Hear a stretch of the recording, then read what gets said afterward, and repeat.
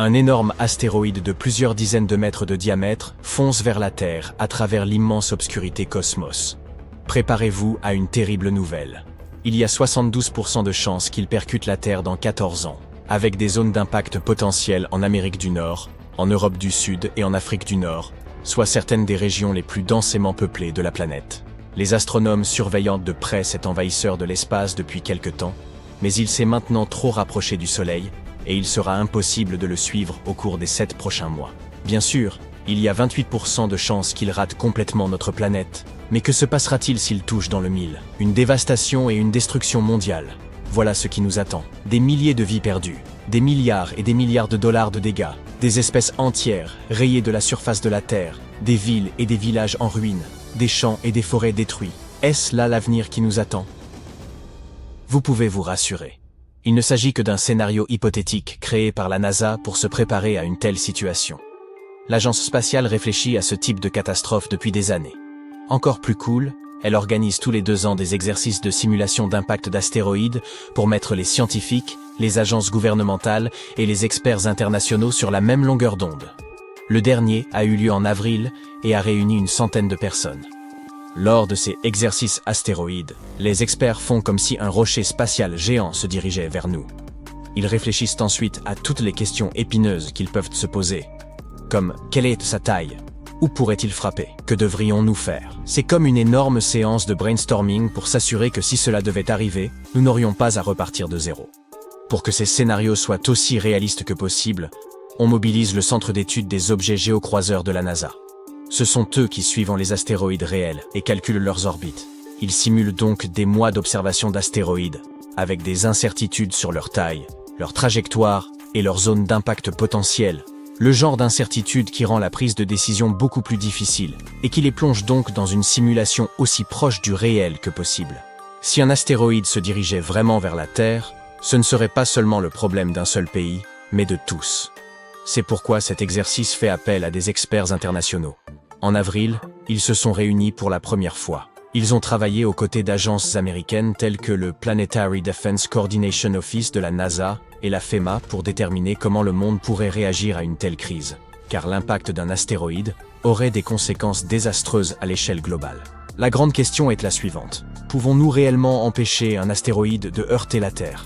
Les experts envisagent 2 options principales. Premièrement, nous pourrions envoyer un vaisseau spatial pour recueillir plus d'informations. Si nous en savions plus sur la taille, la masse et l'orbite de l'astéroïde, nous serions en mesure de prendre de meilleures décisions sur la marche à suivre. La deuxième option consiste à essayer de dévier l'astéroïde. En gros, il s'agit de détourner l'objet menaçant de sa trajectoire pour qu'il rate la Terre. Cela peut sembler impossible, mais la mission DART de la NASA a déjà prouvé que c'était faisable. Il y a 2 ans, ils ont envoyé un vaisseau spatial percuter un petit astéroïde appelé Dimorphos, et ont réussi à modifier son orbite. Ce fut une grande victoire pour la défense planétaire. Mais des missions comme celle-là prennent énormément de temps à planifier, préparer et mener à bien. C'est pourquoi il est si important de repérer les astéroïdes dangereux le plus tôt possible. Actuellement, la NASA travaille sur un nouveau télescope appelé NEO Surveyor, dont le lancement est prévu en 2027. Contrairement au bon vieux télescope, NEO Surveyor est conçu pour détecter des astéroïdes dans les conditions les plus difficiles, y compris ceux qui orbitent près du Soleil. Il nous donnera une meilleure chance d'agir tôt et potentiellement d'arrêter un astéroïde avant qu'il ne devienne une menace. Si vous pensez toujours qu'un impact d'astéroïde est quelque chose qui relève de la science-fiction et que la menace n'est pas réelle, que dites-vous de ceci? Tôt le dimanche 21 janvier, un petit astéroïde d'environ 1 mètre de large est entré dans l'atmosphère terrestre et, heureusement, s'est désintégré au-dessus de l'Allemagne. Le système d'impact Scout de la NASA l'a repéré 95 minutes avant qu'il ne percute la Terre et a prédit exactement quand et où il arriverait. À 1h32, heure locale, l'astéroïde 2024 BX1 s'est transformé en une boule de feu incandescente visible jusqu'en République tchèque. Quelques petits météorites ont peut-être atterri près du site d'impact, à environ 60 km à l'ouest de Berlin. C'est seulement la 8e fois qu'un astéroïde a été détecté avant de heurter la Terre. C'est un exemple remarquable de la façon dont des outils tels que Scout nous aident à suivre les astéroïdes et à nous préparer à tout ce qui pourrait être plus gros. Autre exemple. Le 4 décembre, un petit astéroïde a offert un spectacle de lumière époustouflant dans le ciel du nord-est de la Sibérie avant de se désintégrer sans danger dans l'atmosphère terrestre. La roche spatiale, d'environ 71 cm de diamètre, a été repérée quelques heures avant de percuter la Terre. Grâce aux observations d'astronomes du monde entier, un système d'alerte spécial a réussi à prédire l'impact à plus ou moins 10 secondes près. L'astéroïde est entré dans l'atmosphère terrestre à 1h15, heure locale. Les autorités ont été mises en alerte, mais aucun dommage n'a été signalé. Le système Atlas de la NASA a repéré la roche 12 heures avant qu'elle n'entre dans l'atmosphère. Il s'agit du 4e impacteur imminent, c'est-à-dire un astéroïde découvert dans les heures précédant son impact prévu, détecté cette année, et du 11e au total. Aujourd'hui, la Chine a également de grands projets en matière de défense planétaire. Elle travaille sur sa première mission visant à frapper un astéroïde, et celle-ci a un double objectif. Un vaisseau spatial s'écrasera sur l'astéroïde, et l'autre restera en arrière pour étudier la situation pendant 1 an au maximum. En d'autres termes, il ne s'agit pas seulement de protéger la Terre, mais aussi d'en apprendre davantage sur le système solaire. La cible est l'astéroïde 2015 XF261, un nom vraiment à rallonge, qui mesure également environ 30 mètres de large. Il est passé près de la Terre récemment, le 9 juillet, à 50 millions de kilomètres de nous. C'est vrai, c'est quand même assez loin. Mais ce voyageur de l'espace fonçait à une vitesse de 42 000 km/h, soit 30 fois la vitesse du son. La Chine va envoyer une sonde spatiale pour étudier l'astéroïde. Ils espèrent en savoir plus sur sa structure et sa composition, ce qui pourrait nous aider dans de futures missions de défense planétaire. Ensuite, ils prévoient de percuter l'astéroïde avec un autre vaisseau spatial pour tester l'impact, et la première sonde spatiale restera sur place pour observer les restes pendant 1 an. Le timing est essentiel pour ce type de mission. Cet astéroïde nous offre de bonnes opportunités d'études pour les années à venir. Ainsi, en mars et mai 2027, il passera à moins de 32 millions de kilomètres de la Terre. En avril 2028, il s'en rapprochera encore plus, à 21 millions de kilomètres. 1 an plus tard, en avril 2029, l'astéroïde passera à seulement 6,7 millions de kilomètres, ce qui en fera une cible de choix pour une telle mission. Une autre bonne occasion se présentera en avril 2030, lorsque l'astéroïde passera à 7 millions de kilomètres de notre planète. Pour vous donner un peu de contexte, la mission DART de la NASA visait autrefois un astéroïde situé à 11 millions de kilomètres, et le voyage a duré 10 mois. Les chefs du projet chinois doivent donc choisir le bon moment, en fonction du temps dont leur engin spatial aura besoin pour faire le chemin. La mission devrait débuter vers 2027, mais ce ne sera pas la première tentative de la Chine. En 2023, ils prévoyaient un test de défense planétaire avec un astéroïde différent, qui mesure également environ 30 mètres de large. On ne sait pas exactement pourquoi ils ont décidé de se concentrer sur un autre objet, probablement parce que le timing est plus favorable. La plupart des astéroïdes sont en fait des capsules temporelles datant de 4,6 milliards d'années, des vestiges de l'époque où le système solaire était en train de se former. Leur étude pourrait nous en apprendre beaucoup sur la formation des planètes, y compris la Terre. La Chine s'attaque donc à un projet qui combine la défense planétaire et la science spatiale pure. Elle fait assurément de grands pas dans le domaine de l'exploration cosmique. La NASA a récemment dévoilé d'étranges sonorités cosmiques, remettant en cause l'idée reçue selon laquelle l'espace serait dénué de son. Une nouvelle preuve, s'il en fallait, que l'univers est loin d'être silencieux. Cette révélation provient de l'amas de galaxies de Persée, situé à 250 millions d'années-lumière de notre planète. Là, la NASA a détecté une plainte d'origine inconnue, émise par le trou noir supermassif occupant le centre de cette structure. Bien que cette découverte remonte à 2003, elle fut la première manifestation acoustique jamais captée depuis une source aussi éloignée. Hélas, ce son ne saurait être perçu par l'oreille humaine, sa fréquence étant bien trop basse pour y être sensible. L'ouïe humaine est limitée à des fréquences supérieures à 20 Hz, soit 20 cycles par seconde. Or, le signal émis par ce trou noir correspond à un si bémol situé 57 octaves, sous le Do médian, avec une fréquence qui s'étend sur 10 millions d'années. En 2022, la NASA est parvenue à transposer ce signal dans une gamme audible par l'être humain, permettant ainsi une expérience directe de ce phénomène invisible. Cette avancée remarquable a confirmé que les ondes sonores pouvaient effectivement se propager dans l'espace, à condition qu'un milieu matériel, comme celui de l'amas de Persée, leur servent de support.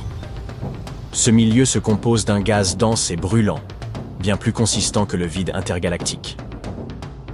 C'est précisément cette densité qui permet aux ondes sonores de s'y diffuser.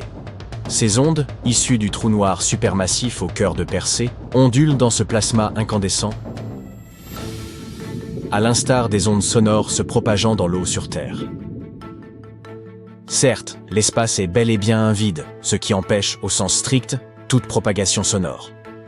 Toutefois, le gaz qui enveloppe le trou noir de Persée constitue un milieu suffisamment dense pour permettre au son de se déplacer. Les puissants jets émis par le trou noir engendrent des ondes, propageant des vibrations à travers ce gaz. Les chercheurs de la NASA ont pu identifier ces oscillations comme une forme de son cosmique. Jusqu'alors imperceptibles et indétectables, elles ont pu, pour la toute première fois, être converties en une forme audible par l'homme.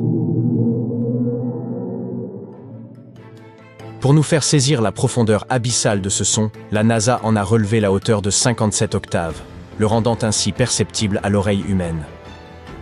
Le résultat évoque un grondement grave,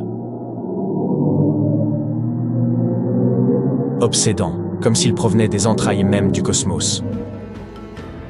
La démarche adoptée par la NASA porte le nom de sonification.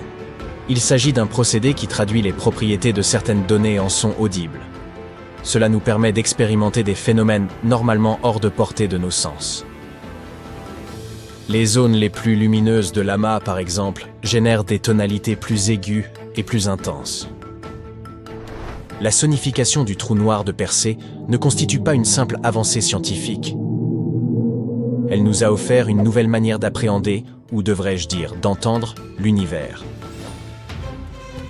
Cette technique a été appliquée par la NASA à divers objets célestes, tels que des étoiles, nébuleuses ou galaxies, révélant toute la diversité sonore de l'espace. L'une des sonifications les plus fascinantes de la NASA est Cassiopée A. Il s'agit des vestiges d'une étoile observée comme une supernova il y a plus de 300 ans. Située à environ 10 000 années-lumière de la Terre, ce reste fracassé d'une étoile autrefois massive possède une étoile à neutrons en son noyau. Et c'est l'étoile à neutrons la plus jeune de notre galaxie dont nous ayons connaissance. Pour sonifier Cassiopée A, la NASA a utilisé les données recueillies par l'observatoire Chandra, spécialisé dans les rayons X, qu'elle a ensuite traduites en son. Le processus débute par un ton triangulaire localisant l'étoile à neutrons en son centre. Puis le son s'étend vers l'extérieur, figurant la dispersion des débris. À mesure que cette expansion sonore se développe, les tonalités gagnent en hauteur et en éclat. L'intensité croît et semble refléter les sursauts de la supernova et l'apparition de nouveaux éléments. Située dans le grand nuage de Magellan, la nébuleuse de la Tarentule constitue l'un des foyers de formation stellaire les plus dynamiques de l'univers. Les astronomes la scrutent depuis longtemps pour percer les secrets de la naissance et de l'évolution des étoiles. Il n'est donc guère étonnant que les savants de la NASA s'efforcent d'en traduire les données en sons. Ils ont associé intensité lumineuse et hauteur de ton aux différentes composantes de la nébuleuse. Les gaz les plus chauds et turbulents, qui cernent les étoiles massives, sont ainsi représentés par des sons éthérés rappelant un synthétiseur. À l'inverse, les gaz plus froids, générateurs d'étoiles naissantes, émettent des notes douces et graves. Les étoiles les plus lumineuses sont rendues par des sons proches du piano, tandis que l'amas central évoque le bruissement d'un bâton de pluie. Fait notable, l'exploration sonore de l'espace menée par la NASA ne se limite pas aux phénomènes astronomiques. Elle s'appuie également sur les témoignages des astronautes, et certaines de leurs expériences s'avèrent pour le moins troublantes. L'exploration spatiale regorge de surprises imprévues. Et parfois, ces surprises se manifestent sous forme de sons étranges au sein même des vaisseaux. L'un de ces événements s'est produit à bord de la Station spatiale internationale, lorsque l'astronaute Butch Wilmore a rapporté un bruit singulier, émanant du vaisseau Starliner de Boeing. Ce dernier était amarré à la station depuis près de 3 mois. Il venait d'achever une mission de 8 jours qui avait connu plusieurs dysfonctionnements, et l'appareil était en proie à des problèmes techniques persistants.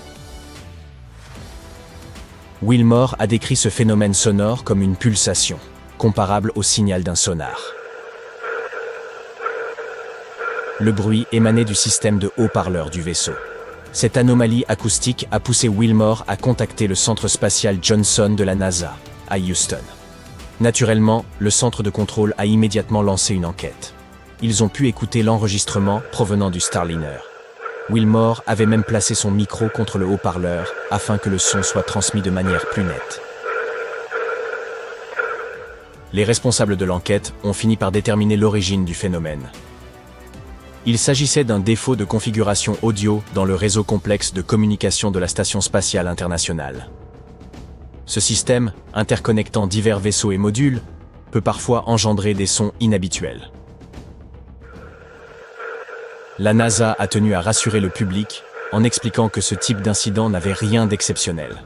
Elle a également rappelé l'importance, pour les astronautes, de signaler tout bruit anormal. Cela dit, cet épisode illustre la difficulté de maintenir des systèmes de haute technologie en fonctionnement stable une fois en orbite. Le Starliner avait déjà subi plusieurs retards et revers importants. Et chaque nouvelle anomalie ne faisait qu'ajouter à la pression. Les inquiétudes grandissaient quant à la capacité du vaisseau à regagner la Terre. Quoi qu'il en soit, ce ne fut pas le seul incident à impliquer d'étranges sons spatiaux. En 1969, lors de la mission Apollo 10, les astronautes ont entendu un bruit pour le moins déroutant alors qu'ils orbitaient autour de la Lune. Cette mission, considérée comme une répétition de l'alunissage historique d'Apollo 11, réunissait Thomas Stafford, John Young et Eugene Cernan. Tout semblait se dérouler sans accroc, jusqu'à ce qu'ils passent derrière la Lune, là où aucune onde radioterrestre ne pouvait plus les atteindre. C'est alors qu'ils commencèrent à percevoir, dans leurs écouteurs, un curieux sifflement aigu.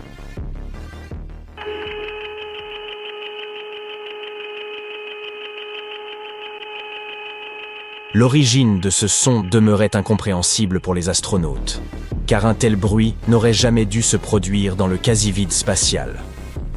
D'abord, ils tournèrent à la situation en dérision en évoquant une musique venue de l'espace. Pourtant, derrière ce trait d'humour, l'atmosphère était lourde d'inquiétude. Isolés sur la face cachée de la Lune, loin de toute assistance terrestre, ils devaient maintenant affronter ce phénomène sonore aussi déroutant qu'inexpliqué. À l'époque, la NASA accordait une grande attention à l'état physique et mental de ses astronautes. C'est pourquoi l'équipage ne signala pas immédiatement le phénomène au centre de contrôle. Ce n'est qu'après leur retour sur Terre que les ingénieurs procédèrent à une analyse approfondie de l'incident. Ils en conclurent que ce bruit provenait très probablement du système de communication de la capsule. Il se pourrait que ce contexte inhabituel ait favorisé l'apparition de ce bruit. En effet, le vaisseau était pratiquement isolé de la Terre, la Lune se dressant entre lui et notre planète. Cependant, malgré les recherches approfondies menées depuis, l'origine et la nature du fameux sifflement demeurent un mystère irrésolu. Quoi qu'il en soit, l'ensemble de ces anciennes énigmes et de ces découvertes récentes révèle à quel point l'univers est tout sauf silencieux. Il gronde, vibre, murmure et dévoile ses secrets une tonalité après l'autre. À mesure que nos technologies progresseront, les travaux de la NASA sur la sonification et l'analyse des expériences auditives des astronautes pourraient bien déboucher sur d'autres révélations remarquables. Et si nous tendons mieux l'oreille, nous comprendrons peut-être que le cosmos est infiniment plus loquace qu'on ne l'imaginait.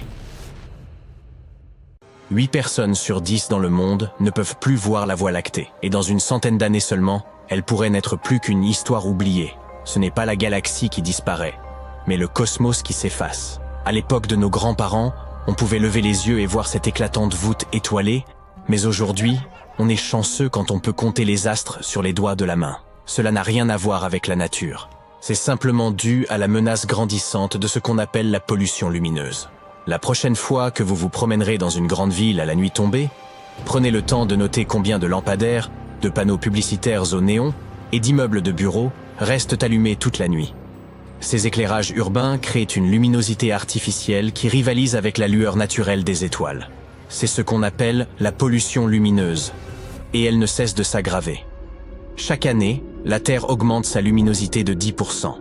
Cela signifie qu'une personne qui naît aujourd'hui dans une région où l'on peut voir environ 250 étoiles ne pourra en voir qu'une centaine arrivée à l'âge de 18 ans.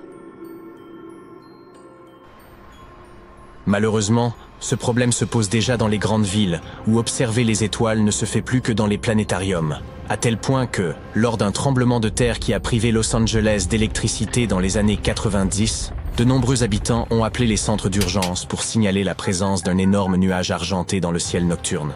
Ce qu'ils voyaient en réalité, peut-être pour la première fois, c'était la Voie lactée.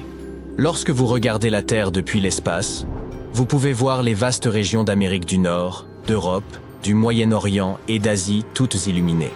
Singapour, le Qatar et le Koweït figurent parmi les pays les plus pollués par la lumière. À l'inverse, des endroits reculés comme la Sibérie, le Sahara et la forêt amazonienne sont plongés dans l'obscurité la plus totale.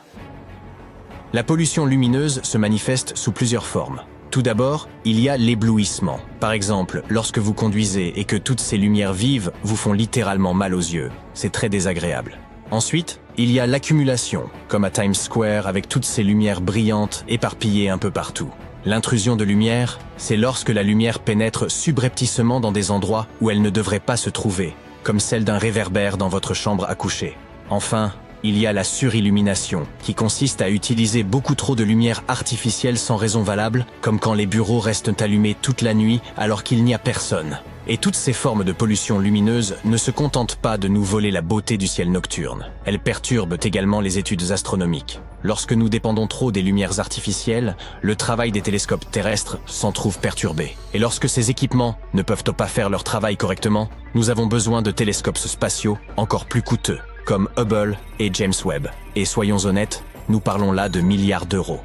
La transformation de la nuit en jour nous concerne tous, et pas seulement les astronomes. La lumière nocturne perturbe nos horaires de sommeil et l'horloge interne de notre corps. Cette horloge contrôle l'activité cérébrale, les niveaux d'hormones et les fonctions cellulaires. Lorsqu'elle est perturbée, cela peut entraîner des problèmes graves tels que la dépression, l'insomnie, les problèmes cardiaques, voire pire. L'un des processus clés qui est perturbé est la production de mélatonine, une hormone qui apparaît à la tombée de la nuit. Trop de lumière la nuit fait baisser le taux de mélatonine, ce qui entraîne du stress, de l'anxiété, des maux de tête et un manque de sommeil. La lumière bleue est particulièrement néfaste à cet égard. Vous pensez peut-être qu'il suffit d'activer le mode nuit sur l'écran de votre téléphone, mais vous vous trompez. La lumière bleue est également présente dans les ampoules LED, celles que nous utilisons à la maison et dans l'éclairage urbain parce qu'elles sont bon marché et économes en énergie. Ce que je veux dire, c'est que la lumière bleue est omniprésente et qu'il est très difficile de l'éviter complètement. C'est aussi en grande partie la raison pour laquelle nous ne sommes pas tout à fait sûrs de l'ampleur de la pollution lumineuse aujourd'hui. Certaines statistiques suggèrent que ce problème a augmenté de 49% en 25 ans, jusqu'en 2017. Mais le chiffre réel pourrait être encore plus élevé. Le fait est que la lumière bleue a des longueurs d'onde plus courtes, et les satellites dont nous dépendons aujourd'hui peinent à la détecter avec précision. Cela signifie qu'ils ne rendent pas compte de toute la mesure de la pollution lumineuse causée par les diodes électroluminescentes. Les animaux sont également perdus et désorientés. Leurs habitudes de sommeil sont elles aussi affectées. Une étude allemande a révélé que les merles des zones urbaines s'activent beaucoup plus tôt que ceux des habitats naturels. Ils se réveillent et commencent à chanter près de 5 heures plus tôt que leurs cousins de la campagne. Les comportements migratoires sont perturbés, en particulier chez les oiseaux, comme les moineaux et les grives qui se déplacent la nuit. Vous pouvez imaginer à quel point ils sont désorientés lorsqu'ils aperçoivent quelque chose comme la sphère de Las Vegas, éclairée par 1 ou 2 millions d'ampoules LED. La luminosité intense cache les étoiles et perturbe leur migration sur des milliers de kilomètres et de continents. Et ce n'est pas tout. L'éclairage artificiel est hélas également à l'origine de l'augmentation du nombre d'oiseaux qui s'écrasent sur les gratte-ciel et les immeubles de grande hauteur. Les insectes, notamment les moustiques, sont également affectés par la pollution lumineuse. Oui, ils sont un peu dégoûtants. Et cela ne vous dérange peut-être pas qu'ils soient attirés par les lumières artificielles et, qu'ils subissent leur sort. Mais n'oubliez pas qu'ils constituent une source de nourriture essentielle pour de nombreux animaux, comme les chauves-souris ou les grenouilles. Et qu'une perturbation de leur population pourrait perturber des chaînes alimentaires entières. Les lumières nocturnes posent également des problèmes sous l'eau. Les créatures marines qui vivent à proximité de panneaux lumineux au large de la côte galloise modifient leur comportement. et il y a de moins en moins d'acidis et d'anémones de mer dans ces zones éclairées. Un autre exemple concerne les tortues de mer. Elles pondent généralement leurs œufs sur des plages et reviennent souvent au même endroit pendant des années. Mais lorsque ces plages sont trop éclairées la nuit, les tortues femelles peuvent être désorientées et elles décident de ne plus y pondre leurs œufs. Avons-nous vraiment besoin de toute cette lumière? Difficile à dire. Certaines personnes pensent même que c'est plus sûr ainsi. Mais tout le monde n'est pas d'accord. Vous voyez, c'est généralement l'éblouissement qui perturbe notre vue. Voici un exemple. Un lampadaire puissant bloque votre vue près d'un portail, et vous ne voyez rien d'autre que la lumière. Mais si vous couvrez partiellement la lumière avec vos mains, vous pouvez soudain repérer un intrus. Waouh! Ce que je veux dire, c'est que plus de lumière n'est pas toujours synonyme de plus de sécurité. Il s'agit de l'utiliser correctement. Et le fait de réduire l'intensité de l'éclairage peut en fait renforcer la sécurité. De plus, cela peut vous faire économiser de l'argent. À ce propos, le gaspillage de lumière a un impact considérable sur l'économie. Prenez par exemple un lampadaire classique. La lumière qu'il projette directement ne représente que 30% de la lumière totale qu'il émet. Rien qu'aux États-Unis, environ un tiers de la lumière nocturne est gaspillée. Cela représente un coût annuel stupéfiant de 2,2 milliards de dollars. Les lumières électriques n'ont pas que des inconvénients, bien sûr. Elles nous ont apporté de bonnes choses, comme l'allongement de nos journées, qui nous permet de faire plus de choses et de nous amuser après le travail. Mais nous pouvons tout à fait minimiser ce problème. Éteindre toutes les lumières serait formidable, mais soyons réalistes, c'est très difficile, voire impossible, de nos jours. Alors, que pouvons-nous faire? Utiliser des dispositifs sophistiqués tels que les variateurs de lumière, les minuteries et les détecteurs de mouvement pour s'assurer que notre éclairage est ultra efficace. Optez plutôt pour des lampes aux couleurs chaudes que pour une lumière bleue trop crue. Et utilisez des appareils d'éclairage à enveloppe fermée, comme ces magnifiques lampes de table à l'ancienne. Elles dirigent la lumière vers le bas, où vous en avez besoin, et vous évitent d'être ébloui et d'éclairer ce qui n'a pas à l'être. De plus, en réduisant le gaspillage de lumière, vous n'aidez pas seulement la planète, vous économisez aussi de l'argent sur votre facture d'électricité. Tout le monde y gagne. Depuis des décennies, l'exploration de l'espace suscite les rêves des hommes. Et depuis l'an 2000, une présence humaine continue a été maintenue en orbite. Récemment, un nouveau record a été établi. Il y a à peine quelques semaines, 17 personnes de 5 nationalités différentes se trouvaient simultanément en orbite terrestre. Le précédent record remontait à septembre 2021, lors de la mission Inspiration 4, financée par des fonds privés, où le nombre de personnes en orbite atteignait 14. Voyons cela. Récemment, 3 nouvelles personnes ont rejoint la station spatiale chinoise de Tiangong. À bord se trouvent également 3 autres astronautes, présents depuis novembre 2022, qui devraient retourner sur Terre en juin. Par ailleurs, 7 individus se trouvent à bord de la Station spatiale internationale, tandis que 4 membres d'équipage ont quitté l'ISS à bord du véhicule Crew Dragon Freedom de SpaceX, retournant avec succès sur Terre le 30 mai 2023. Cela laisse 13 personnes en orbite. Fait intéressant, ce record inclut également la 600e personne à atteindre l'orbite terrestre. Rayana Barnaoui, membre de la mission Axe-2, est devenue la 600e voyageuse spatiale et la première saoudienne à voyager dans l'espace. Mais on a quelque chose d'encore plus fascinant à vous révéler.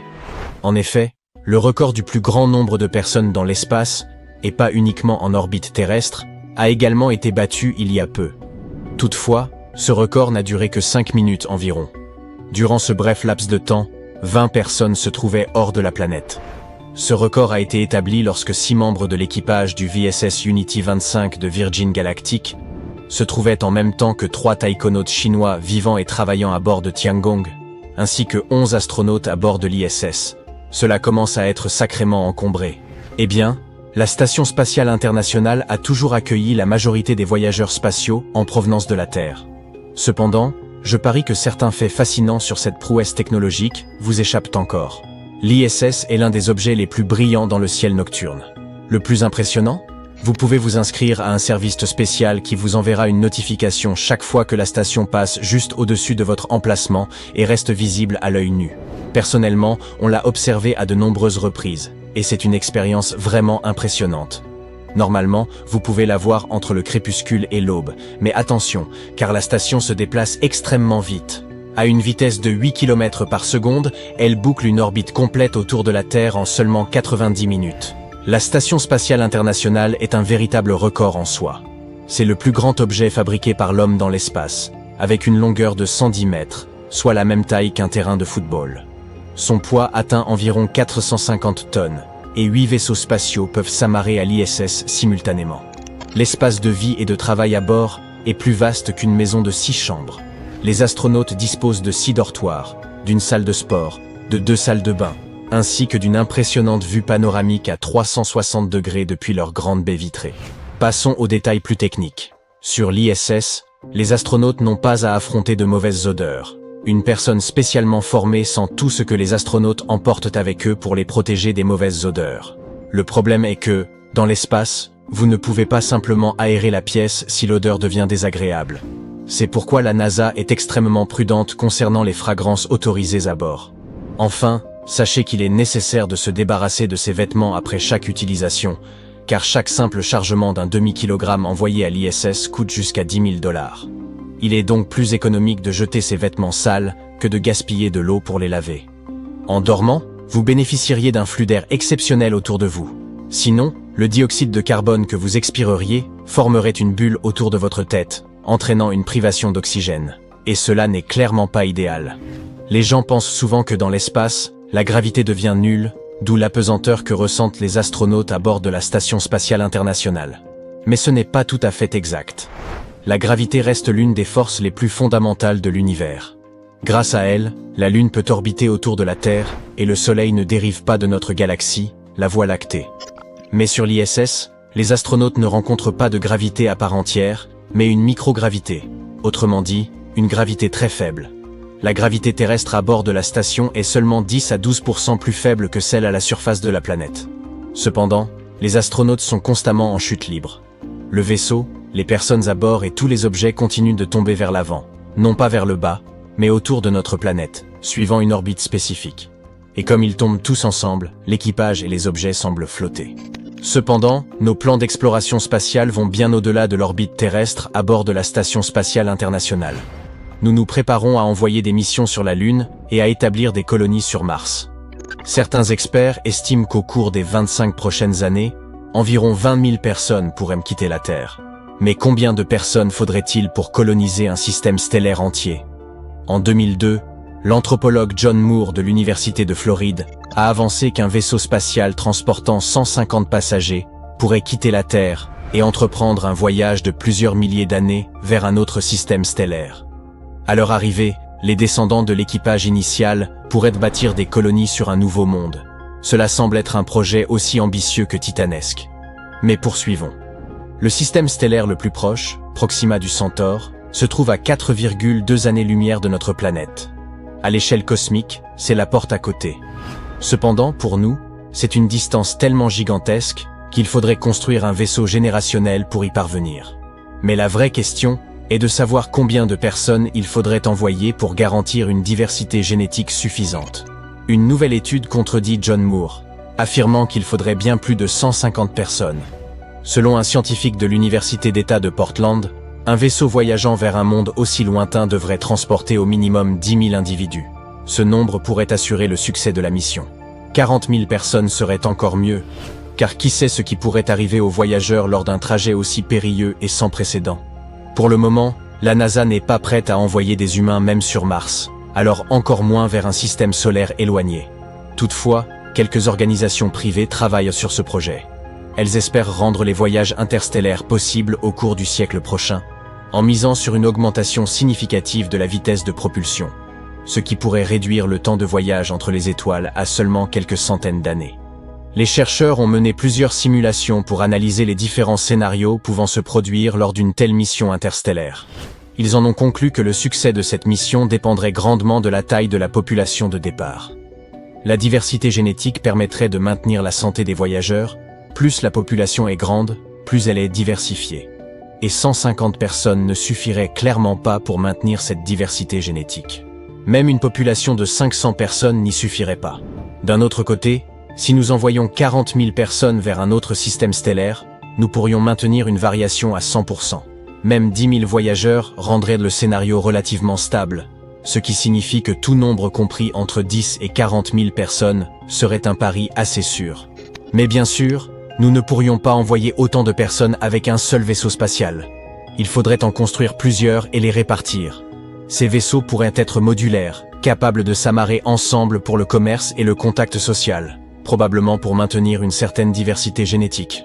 Cependant, ils voyageraient séparément afin que, si un désastre frappait l'un d'eux, les autres s'en sortent indemnes. Mais pour rendre le voyage interstellaire possible, les chercheurs et ingénieurs devront surmonter de nombreux défis. Accroître la vitesse de propulsion, gérer les effets négatifs de la vie spatiale, et inventer des systèmes autonomes fournissant air, eau et nourriture. Ou bien, nous pourrions simplement décider de réparer notre propre planète et de rester chez nous. Préparez-vous à décoller, car la NASA nous annonce des nouvelles passionnantes. Vous voulez découvrir le monde fascinant de Titan, la lune de Saturne. L'engin révolutionnaire Dragonfly de la NASA devrait décoller en 2027 pour explorer ce mystérieux objet spatial. Laissez-moi vous présenter Titan. Il s'agit d'un corps céleste glacé dont l'atmosphère est remplie d'azote et qui pourrait même posséder un océan souterrain. Titan abrite également des rivières et des lacs à sa surface. Mais devinez quoi? Ils ne sont pas remplis d'eau comme sur notre belle planète. Ils contiennent du méthane. Voyons maintenant quelles sont les références célestes de Titan. Ce n'est pas une lune comme les autres. C'est la deuxième plus grande de tout notre système solaire. Elle n'est que 2% plus petite que la plus grosse lune de notre voisinage, Ganymède, proche de Jupiter. La taille de Titan fait même honte à Mercure. Et ai-je mentionné que son atmosphère est 4 fois plus dense que celle de la Terre? Grâce à la faible gravité et à l'atmosphère épaisse de cette lune, Dragonfly est le compagnon robotique idéal pour découvrir ses trésors cachés. Passons à l'engin lui-même, la star de la prochaine mission de la NASA sur Titan. Ce drone cosmique n'est pas un explorateur comme les autres. Équipé d'une panoplie de gadgets étonnants, Dragonfly est comme un laboratoire volant prêt à percer tous les secrets de Titan. Il s'agit de la première sonde interplanétaire de type atterrisseur à rotor. Et elle a été conçue pour nous faire vivre une expérience spectaculaire. Et ne vous fiez pas à son nom. Cette libellule ne se contentera pas de bourdonner au hasard. C'est une merveille technologique capable de planer sur plusieurs kilomètres entre différents endroits de la surface de Titan. Elle est un peu comme un Uber cosmique pour les scientifiques. Et puisqu'on parle de technologie, Dragonfly transporte un équipement vraiment cool. La sonde sera équipée d'un instrument nommé Draco, qui permettra de prélever des matériaux sur Titan, tandis que le spectromètre de masse de Dragonfly, ou DRAMES, analysera la composition de ces échantillons. Mais comment sommes-nous tombés sur Titan? Le 25 mars 1655, un astronome néerlandais explorait le cosmos avec son télescope. Et voilà qu'il aperçoit quelque chose d'étonnant. C'est Titan, la plus grosse lune de Saturne. Près de 300 ans plus tard, en 1944, un autre astronome très cool est entré en scène. En faisant des expériences avec la lumière, il a découvert que Titan avait en fait sa propre atmosphère. L'histoire ne s'arrête pas là. En 1979, la sonde Pioneer 11 a décidé de faire un tour dans le système de Saturne. Elle a confirmé toutes les hypothèses intéressantes que les scientifiques avaient formulées au sujet de Titan, comme sa température et sa masse. Cependant, il y avait une petite erreur. Ces scientifiques pensaient que Titan était la plus grosse lune de tout le système solaire. Et non, raté. Quoi qu'il en soit, Titan possède une atmosphère mystérieuse et dense qui tient tout le monde en haleine. Passons maintenant aux années 1980, lorsque les sondes Voyager 1 et 2 font leur grande entrée dans l'espace. Ces explorateurs cosmiques ont survolé Saturne et ont voulu observer la surface de Titan. Mais Titan a alors décidé de jouer à cache-cache avec eux. Son atmosphère brumeuse ne permettait pas de voir ce qui s'y passait. Et tout ce que les deux Voyagers ont réussi à capturer, ce sont des images d'un monde orange et solitaire. Cependant, ils ont repéré une jolie brume bleue dans la haute atmosphère. Les choses ont commencé à devenir vraiment passionnantes dans les années 1990. Le télescope spatial Hubble s'est joint à la fête et a décidé de prendre des clichés de Titan à l'aide d'une lumière infrarouge spéciale. Ce dispositif astucieux a réussi à percer la brume, et voilà. Les images de Hubble ont révélé des zones de différentes couleurs sur Titan, un peu comme un gigantesque échiquier cosmique. Nous savons maintenant qu'il y a même un point lumineux aussi large que l'Australie. Cependant, malgré ces images fantastiques, le mystère de ce qui se cache sous la brume de Titan n'était toujours pas résolu. C'est en 2004 que Cassini et son acolyte européen, la sonde Huygens, sont allés faire un tour par là-bas. Ils formaient un duo parfait pour affronter Saturne. Cassini a commencé à tourner autour de la planète aux beaux anneaux et a immédiatement concentré son attention sur Titan. Puis le grand moment est enfin arrivé. Le 14 janvier 2005, la sonde Huygens a percé l'atmosphère de Titan. Au cours de sa descente, Huygens a recueilli toutes sortes de données étonnantes, en prenant des photos et en analysant l'atmosphère. La sonde a ensuite transmis ces précieuses informations à Cassini, qui, tel un coursier cosmique, nous les a envoyées, à nous les terriens qui attendions avec impatience. Au cours des 13 années suivantes, Cassini s'est approché de Titan plus de 100 fois, utilisant toutes sortes d'instruments sophistiqués pour observer la surface et l'atmosphère de la Lune.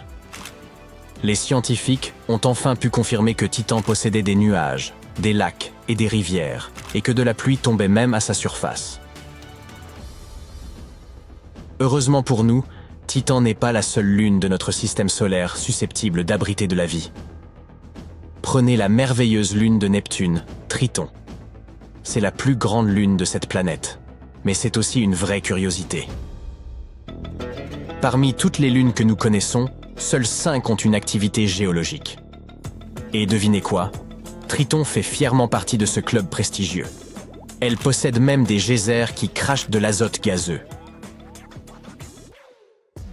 Imaginez Triton comme une fashionista dans une belle robe de glace. Sa surface est principalement constituée d'azote gelé, ce qui lui donne un air glacial. Si vous vous y rendez un jour, n'oubliez pas d'emporter un épais manteau. Vous vous demandez peut-être comment Triton parvient à se réchauffer dans un environnement aussi froid. Eh bien, elle dispose d'une arme secrète, les forces de marée. Triton et Neptune se livrent à une magnifique danse cosmique qui génère une friction gravitationnelle. Et cela semble produire de la chaleur, ce qui contribue à réchauffer les eaux de Triton. À force de parler de chaleur, vous vous attendez peut-être à ce que je vous dise qu'il pourrait y avoir de la vie sur Triton. Hélas, c'est à peu près aussi probable que de découvrir une licorne faisant du skateboard. Voyager 2, la seule mission à avoir survolé Triton, a effectué son voyage en 1989. Et si vous espérez qu'une autre mission se rende bientôt sur Triton, disons que les étoiles ne s'alignent pas exactement en votre faveur. Littéralement. La possibilité d'une mission vers Triton ne se présente que tous les 13 ans, car notre planète et Jupiter doivent être parfaitement alignés pour qu'un atterrissage puisse avoir lieu. Les scientifiques utiliseraient l'attraction gravitationnelle de la plus grande planète de notre système solaire pour déposer en toute sécurité une sonde sur Triton. Parlons maintenant de l'éléphant dans la pièce, ou plutôt de l'ours polaire. Il fait si froid sur Triton que les chances de survie y sont aussi minces qu'un cure-dent. Désolé, petits microbes potentiels, vous aurez peut-être besoin de quelques pulls supplémentaires pour vous installer ici. Même si Triton n'est pas l'endroit le plus accueillant pour la vie, c'est un joyau céleste qui mérite d'être exploré. Les scientifiques pensent que Triton n'a pas toujours fait partie de la famille de Neptune. En fait, Triton vaquait probablement à ses affaires, traînant sans but dans la lointaine ceinture de Kuiper. Neptune, avec sa puissante force gravitationnelle, a alors arraché Triton et en a fait une lune à part entière. À l'instar de notre fidèle satellite, Triton est lui aussi pris dans un face-à-face permanent avec Neptune.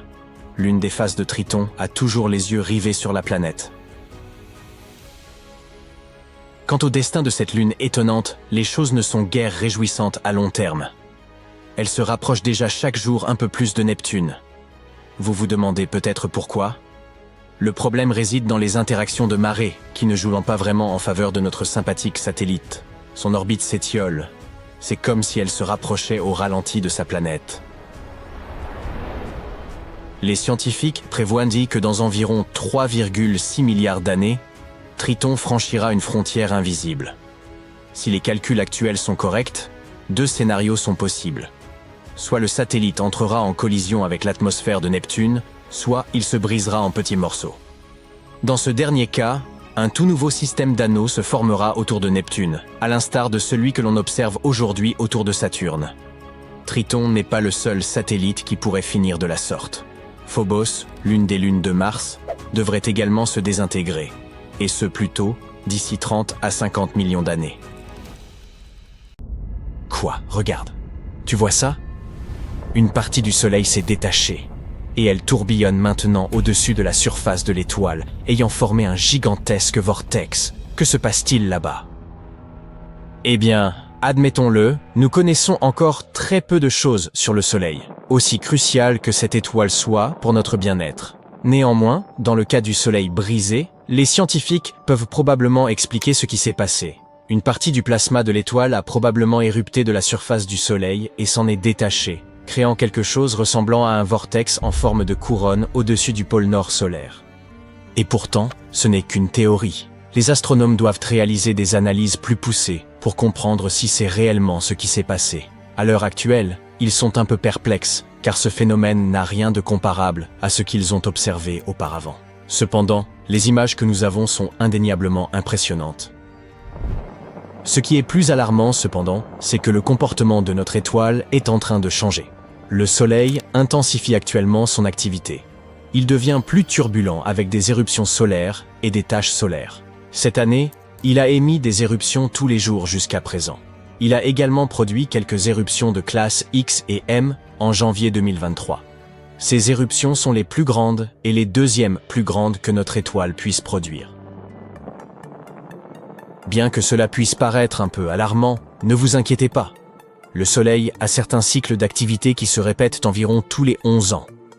Certains sont relativement calmes, tandis que d'autres sont absolument sauvages. Ces cycles se produisent en même temps que les fluctuations du champ magnétique du Soleil. Lorsqu'il est le plus faible au pôle de l'étoile, il change de place. Cela entraîne une inversion de la polarité du champ magnétique. C'est précisément la période où le Soleil est le plus actif. Elle est connue sous le nom de maximum solaire. En ce moment, nous sommes proches de ce maximum solaire. Les scientifiques peuvent le déterminer en analysant l'activité solaire inhabituelle. Mais comme le Soleil reste en grande partie un mystère pour nous, personne ne peut déterminer quand le renversement de polarité est susceptible de se produire. Une estimation approximative est juillet 2025.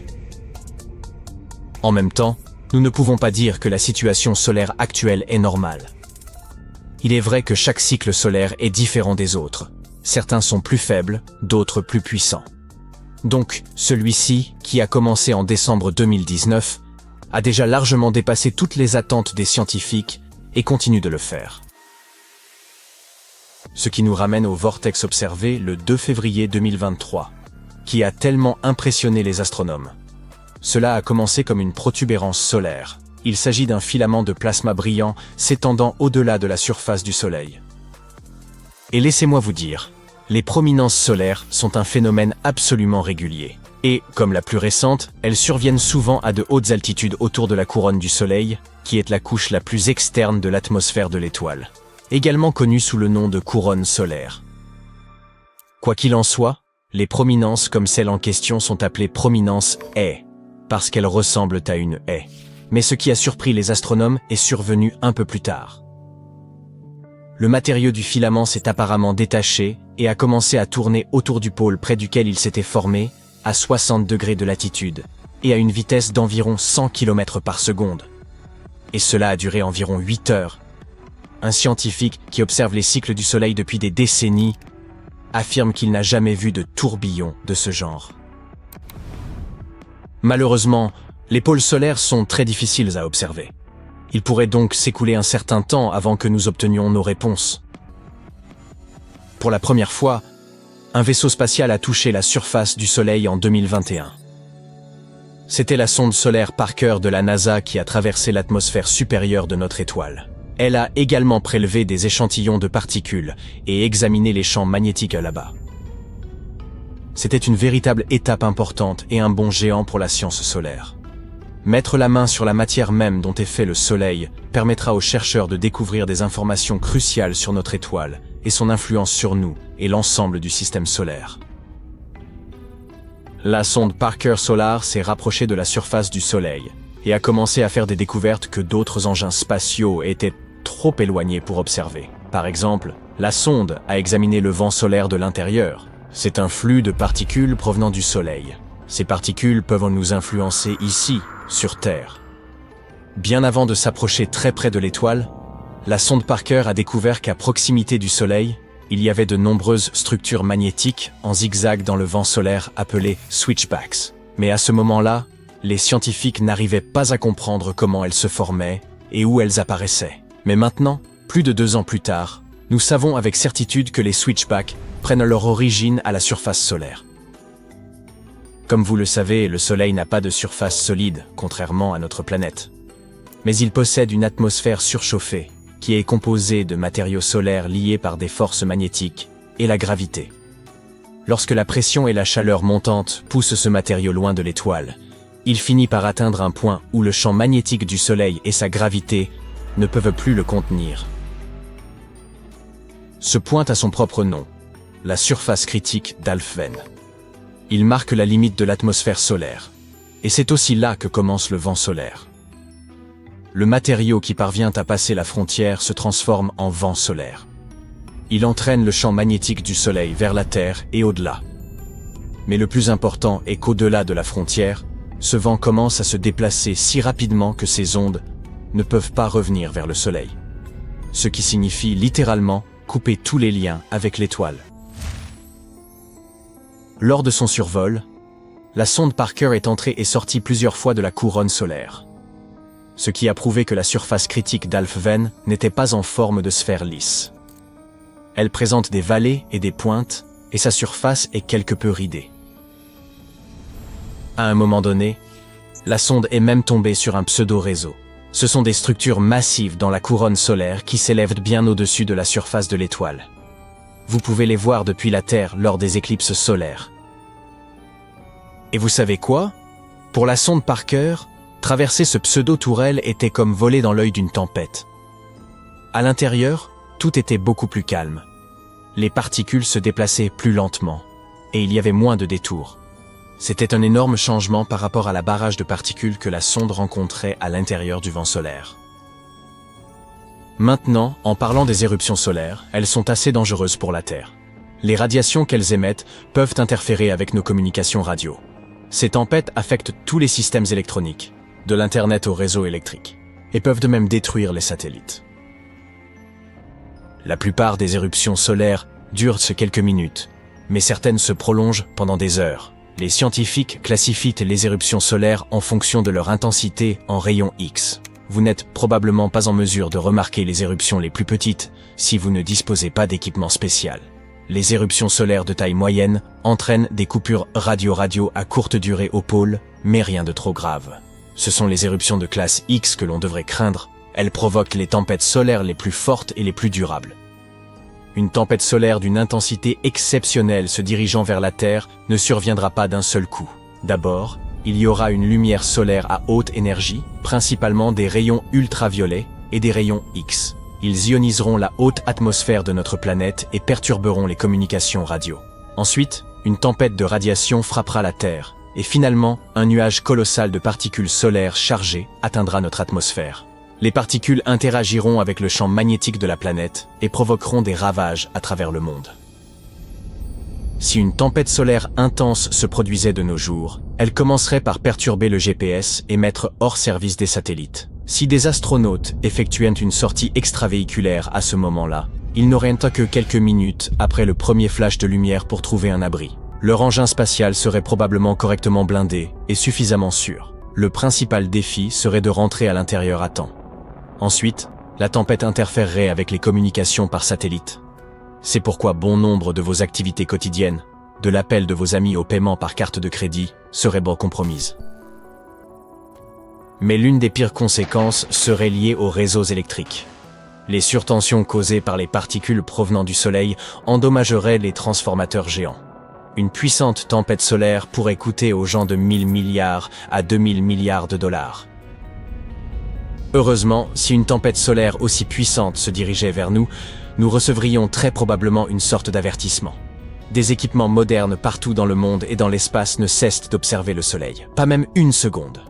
Cela nous donnerait un peu de temps pour nous préparer, entre plusieurs heures et quelques jours. Et si les transformateurs étaient mis hors ligne à temps, les conséquences ne seraient pas si dramatiques.